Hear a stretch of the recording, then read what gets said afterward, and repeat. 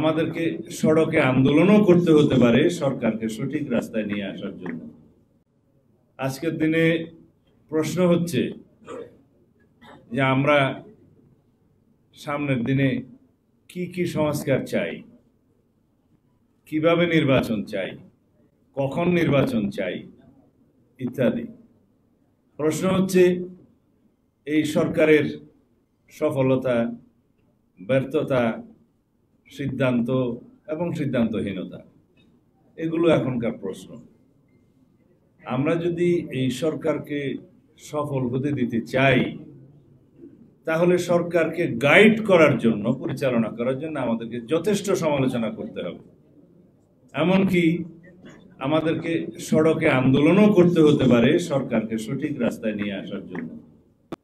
সরকার মাত্রই সিদ্ধান্তের মধ্যে ভুল করতে পারে, সেটা সকল সরকারের ক্ষেত্রেই প্রযোজ্য। এখন ইন্টারিম গভর্নমেন্ট যে সকল সিদ্ধান্ত নির্ভুলভাবে নিবে, এটা তো সঠিক নয়।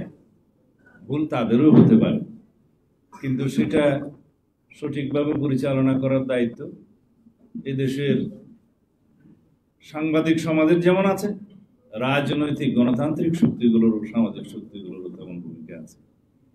সেই জায়গা থেকেই আমরা এখন আমাদের দলের পক্ষ থেকে চিন্তা করছি যে সরকারের কিছু ভুল শুধরিয়ে সঠিক রাস্তায় এনে গণতান্ত্রিক রাস্তা বিনির্মাণের জন্য এবং একটি নির্বাচিত রাজনৈতিক সরকারের পথ পরিষ্কার করার জন্য খুব দ্রুত আমরা কিছু পদক্ষেপ নেব।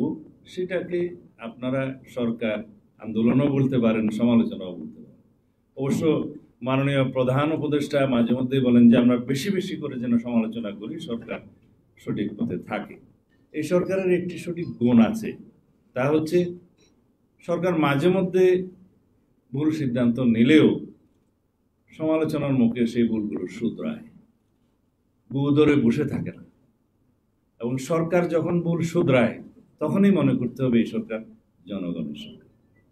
সেই জন্য আমি আজকে এখানে কিছু কথা বলতে চাই। সেই কথাগুলো হচ্ছে, নির্বাচন যদি বিলম্বিত হয়, সেই সময়গুলো আপনারা কেন বিলম্বিত করবেন সেই যৌক্তিকতা জনগণের সামনে তুলে ধরতে হবে।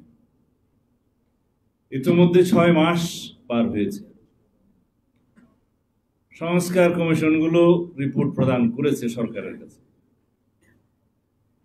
সেই রিপোর্টের উপর ভিত্তি করে রাজনৈতিক দলগুলোর সাথে, সামাজিক শক্তিগুলো এবং বিশেষজ্ঞদের সাথে কথা বলার কথা। রিপোর্ট প্রদানের পরে প্রায় 14 দিন 15 দিন পার হয়ে গেছে। সেই উদ্যোগ অবশ্য এখনো দেখা যায়নি। আমি আশা করি খুব শীঘ্রই আপনারা যে সমস্ত বিষয়গুলো রাজনৈতিক দল এবং বিশেষজ্ঞজন এবং সামাজিক শক্তিসমূহ ঐক্যমত পোষণ করতে পারে, সেগুলো আগে চিহ্নিত করুন সংস্কারের মধ্যে। সংস্কার কমিশন রিপোর্টগুলো অত্যন্ত সুন্দর, বুঝলাম, কিন্তু সকল বিষয়গুলো কি ওখানে এসছে? অবশ্যই না। আবার কিছু বিষয় কি অতিরিক্ত এসছে? অবশ্যই হ্যাঁ। আর কিছু বিষয় কি এসছে এরকম যেগুলো বাস্তবায়ন করা যাবে না, ইউটোপিয়ান আইডিয়াস, এবং যে সমস্ত বিষয়গুলো এসছে যে বাংলাদেশের রাজনৈতিক কালচারে এবং সামাজিক কালচারে যায় না, সেই বিষয়গুলো আমাদেরকে চিন্তা করতে হবে। কারণ যারা আপনারা সংস্কার কমিশন বসছেন, আপনারাও ইনসান, মানুষ। আপনাদের যে সঠিক সকল বক্তব্য এবং রিকমেন্ডেশন 100% সঠিক হবে এমন কোনো নিশ্চয়তা অবশ্যই নাই। সেজন্যই আলোচনা। আমি যেমন বলতে চাই, কনস্টিটিউশন রিফর্মস কমিশন যে রিপোর্টগুলো দিয়েছে, তার মধ্যে প্রথমে একটি উল্লেখযোগ্য জিনিস লক্ষ্য করলাম। সংবিধানের প্রিয়াম্বলে, তার প্রস্তাবনায় 1971 সালের মুক্তিযুদ্ধের সাথে একই প্রায় জুলাই গণ অভ্যুত্থানের বিষয়টি নিয়ে আসা হয়েছে। কিন্তু স্বাধীনতা যুদ্ধের সাথে স্বাধীনতা পরবর্তী কোনো ঘটনায় কি একই কাতারে গণ্য করা যায়? এটা বিবেচনায় আনতে হবে।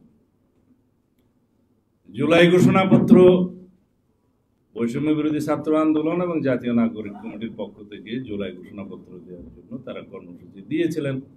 পরবর্তীতে সরকারের মধ্যস্থতায় রাজনৈতিক দলসমূহের সাথে আলোচনার একটা ব্যবস্থা করা হয়েছে। এখানে জুলাই গণ অভ্যুত্থানের স্বীকৃতি মানুষ দিয়েছে, দিতে হবে, কিন্তু ঘোষণাপত্রে কি জিনিস থাকবে সেই ঘোষণাপত্রের আসলে আমাদেরকে চিন্তা করতে হবে। মানে we need to determine the constitutionality of the July declaration first. তারা যেটা দাবি করছে এটা প্রয়োজন কতটুকু আছে কিনা, থাকলে কোথায় রাখবে, প্রিয়াম্বল নাকি শিডিউল, কোথায়? যখন ট্রানজিশনাল পিরিয়ড থাকে, যখন কোনো কনস্টিটিউশন কার্যকর থাকে না, যখন স্বাধীনতা যুদ্ধের মতো পরিস্থিতিতে নতুন রাষ্ট্র জন্ম হয়, বিনির্মাণ হয়,